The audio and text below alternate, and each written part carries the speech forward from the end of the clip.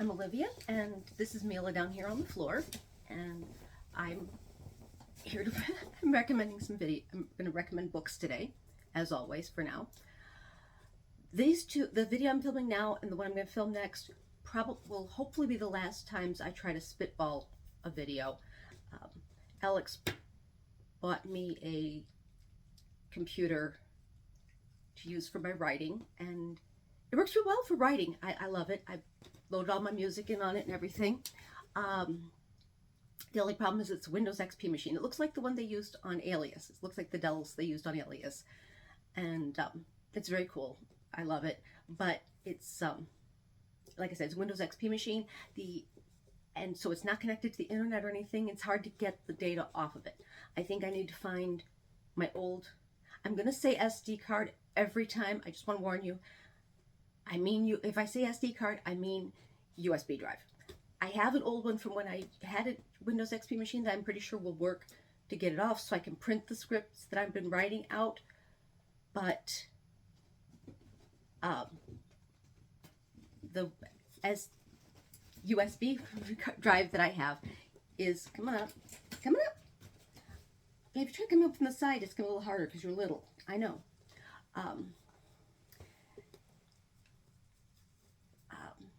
The USB that I have is incompatible with the computer. The only one I can find is incompatible with the computer. I tried. That's why today's video is going to be spitballed, because I actually wrote a script for it and then tried to drag it to the SD card, the USB, and it disappeared. So Legends Lattes by Travis Baldree. I love how you can see the reflection of the ring light in this. So many covers are matte now. This one is glossy, as you can tell. Love this book. Love it. Very cozy fantasy. Our protagonist is Viv. She is an orc who got tired of adventuring. When she was in the town of Azimuth, the city of Azimuth, she discovered a gnomish invention called coffee. She describes it, I had it in the script. She describes it as the feeling of tasting like the feeling of being at peace. Unless you drink too much, then it's kind of the opposite. But Viv decided she wants to run a coffee shop. And so in order to get the best sort of foot forward on this, there is a creature called a Scalvert, and the Scalvert has a stone in its head. You pull it out, and somehow or other it brings you the Ring of Fortune. And she figures this will give her like little magical help in getting her coffee shop off the ground. So when she does her last adventure with her old crew, she tells them all she wants is the stone from the Scalvert's head. She then takes a dowsing rod and follows ley lines to the city of Thune, where she eventually travels to. There's an old stable, a livery, and she decides that this would be the perfect place to start her coffee shop. Now, stable, of course, lots of horse manure and other exciting horse-related things. So it needs a lot of cleaning up before you can actually use it for be able to use it as a coffee shop. And the building has been disused for a long time, so it's in bad repair.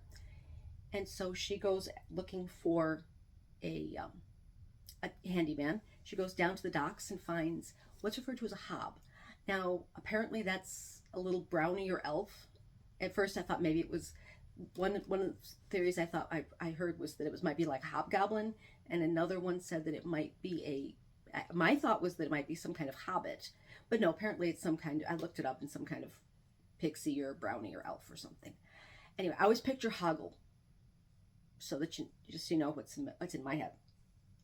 And so she watches him repairing a boat and decides this is the guy that she needs, because he looks like he knows what he's doing. It's pretty clear he knows what he's doing, and he does a good job He's very efficient.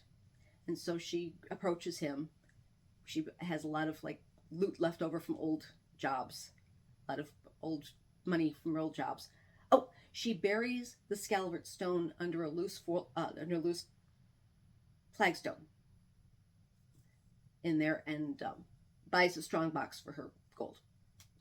Anyway, so she gets the Hob to come and help her, and his name is Cal. It's short for Calamity, and he's like, "You want to turn this into a restaurant?" And she's like, "Kind of a restaurant. It's for serving beverages, not really a pub either." And so she buys his services, and really seriously overpays. She really wants the best, and she's willing to pay top dollar to get it. I'm there for that. So she and Cal start working on the thing, and they eventually get Cal sets up. They decide to turn the old stalls. The word will come to me.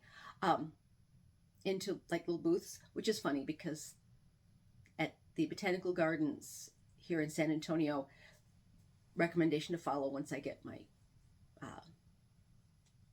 editing computer. Oh, I've got my editing computer. I forgot to tell you guys that. So I don't have any peripherals for it or a desk, just the computer. But once I have that up and running, I will be doing stuff like the Botanical Gardens, San Antonio Missions National Park, National Historical Park. Also, Waco Mammoth National Historic Site. Love Waco Mammoth. Recommend to everybody. That's what I'm doing here.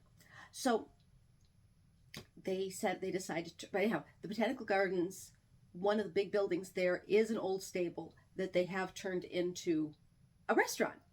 I don't think Travis Baldree has ever been to San Antonio, but they do. At least last time I was there, which was a long time ago now. I go to the Botanical Gardens all the time, but I don't eat there. When I would eat there, it was funny because Alex was real little, and we went into the restaurant, and the lady was like, saw us with a baby, and was like, but Alex was such a good baby. Oh my gosh, just the best baby ever. And I'm not just saying that because this lady was like, after we came in a few times, this lady was like, would actually literally introduced us to somebody as, this couple, this baby, this is the best baby. So anyway, so I don't think the word is stall, but so they turned those into booths, just like my experience with this restaurant. And then they put it like a big communal table down the middle of the room and things like that. They set up a kitchen, and Cal buys her a stove. Now, Viv is like, the coffee comes, it's a machine that the gnomes made. You don't need any kind of any kind of like cooking. And Cal's like, you don't know what the future holds. And she's like, well, and he's like, it's a gift. You overpaid me for my services, so I just bought this for you. It may come in handy. So she is getting set up, and she realizes she needs an extra pair of hands. So she puts up a sign, and the first person to respond to it is a succubus named Tandri. Now, Tandri, I believe they actually use the phrase succubus is what she is and not who she is in the book, but I can't find it right now. But that's basically it. She doesn't really seduce, because that's what succubi are. Incubi seduce women and get them pregnant, which is, supposedly the excuse for out-of-wedlock pregnancies. And succubi seduce men. And she doesn't really go in for that. She wants to forge her own way. She actually went to school, we find out later, at the Magical Academy, but because she's a succubus, it didn't work out so well. Anyway, so she comes, and it turns out she's got a real talent for design.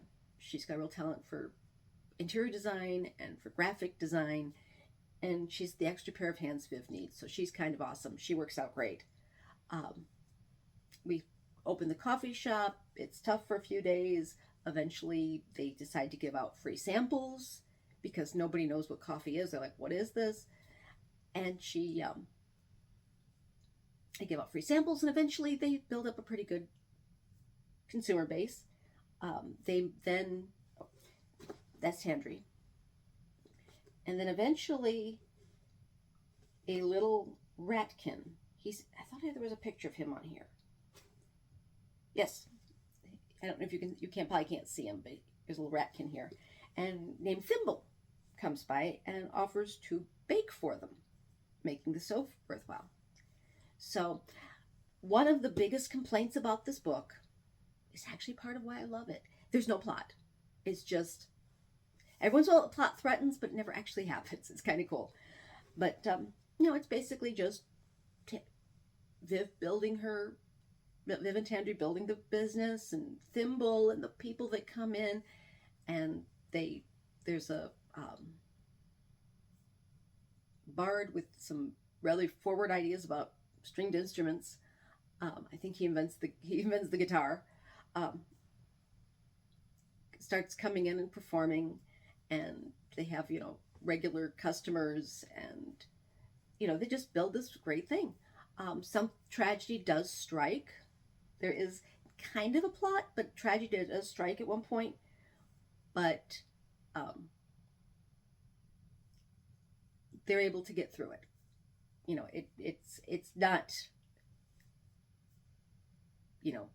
something that becomes a plot, really. It's something that furthers the already existing sort of cozy fantasy story. Sorry, my ear itches. I literally just got out of the shower. But it's really good. I love it. I've read it several times. I have not read the sequel yet. I'm not sure why. It may just be that this ends so nicely. I love it. The terms Ring of Fortune, I'm not sure whether to spoil that for you guys yet. It's that kind of hinges. We find out later what that means.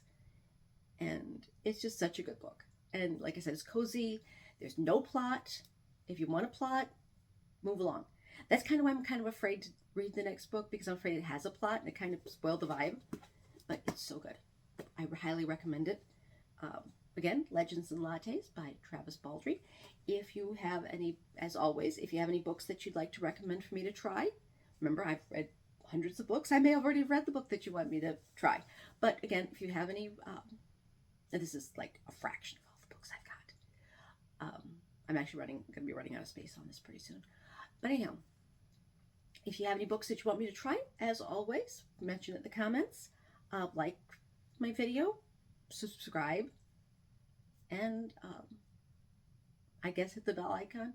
And I'll see you in the next one, which I'm going to film in just a minute.